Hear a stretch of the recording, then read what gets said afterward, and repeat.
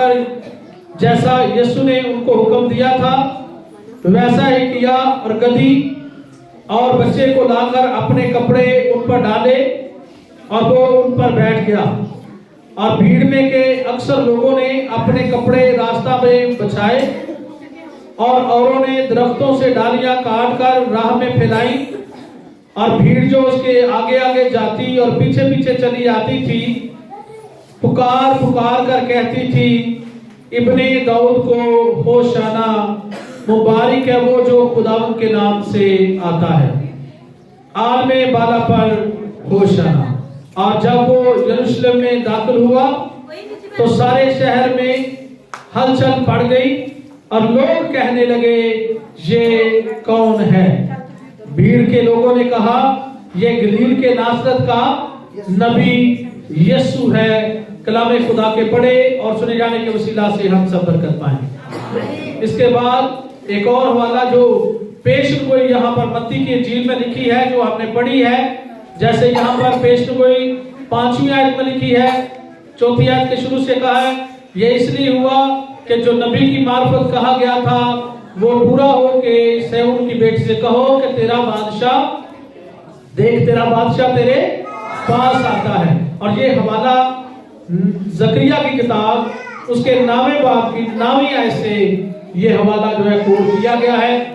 ये पेशगोई है क्योंकि यीशु मसीह का जमीन पर ये पेशगोई पूरा करना, ये जो यरूशलेम के अंदर शहाना दाखिला, ये इत्तफाकन बात नहीं है कि ऐसे ही खुदा यीशु मसीह आ गए और लोग खड़े हो गए डालियां लेकर। ये इत्तफाकन बात नहीं बल्कि ये एक बड़ी पेशगोई थी, ये पहले से बयान कर दिया गया था। और जब यीशु दाखिल हुए तो वैसा ही हुआ जैसा खुदा ने कलाम खुदा में लिखा था। जकरिया की किताब में ये लिखा है उसके 9वें बाब की 9वीं आयत से, ए बिनते सेऊन तू नहायत शादमान हो, ए दुख्तरे यरूशलेम खूब ललकार, क्योंकि देख तेरा बादशाह तेरे पास आता है, वो सादिक है और नजात उसके हाथ में है, वो हलीम है और गधे पर बल्कि जुबान गधे पर सवार है।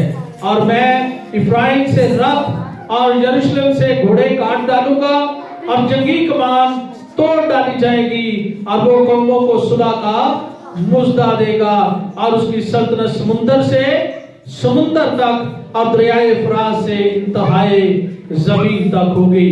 और ये पेशगोई जो समुंदर से समुंदर और दरियाए फरात से इंतहाए जमीन तक है, ये अगर आप पढ़ना चाहें तो ज़बूर की किताब के अंदर ये बड़ा वाकया लिखा हुआ है। ज़बूर 72 और उसकी 8वीं आयत अगर मेरे साथ निकाले, ज़बूर नंबर 72 और उसकी 8वीं आयत अगर आप मेरे साथ पढ़े तो ये सुलह की खुशखबरी, सुलह की मुनादी, ये सिर्फ छोटी सी ना थी कि सिर्फ यरूशलेम में रहे, बल्कि ये बहुत बड़ी खुशखबरी थी जो कहां तक है आप सुन ले।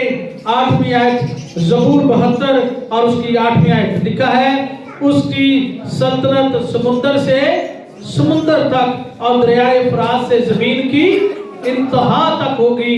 आप बियाबान के रहने वाले उसके आगे झुकेंगे और उसके दुश्मन खाक चाटेंगे। तो ये खुशखबरी सिर्फ एक खित्ते के लिए ना थी, एक जगह, एक मोहल्ले, एक शहर के लिए ना थी, बल्कि ये खुशखबरी इंतहाए जमीन तक यानी समुंदर से समुंदर तक है। और इसी तरह ये खुशखबरी पुराने आयतों में मुख्तलिफ जगहों पर मौजूद है, लिखी हुई है। सिफनिया का सहीफा अगर आप निकालें, सिफनिया का सहीफा पुराने आयतों में से इस जकरिया की किताब से पीछे ही 2 किताबें, सिफनिया का सहीफा अगर आप निकालें तो यहाँ पर एक बहुत अच्छा हवाला जो मैं आप सबके सामने रखना चाहता हूँ, यही खुशखबरी का हवाला जो इनको दी गई।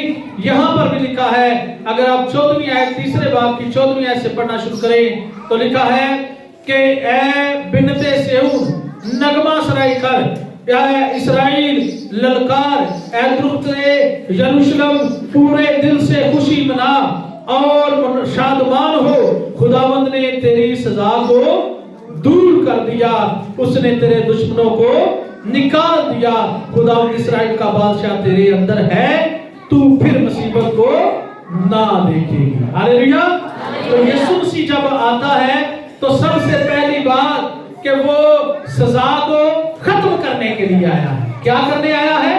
सजा को खत्म करने के लिए, यानी वो निजात की खुशखबरी देने आया और अपनी कुदरत के वसीला से हमें निजात देने के लिए आया है उस गुनाह की कैद से जो इब्लीस ने हर एक इंसान पर रखी हुई, और वो सबको उससे रिहाई देने आया। तो ये सिर्फ कहां तक थी ये खुशखबरी?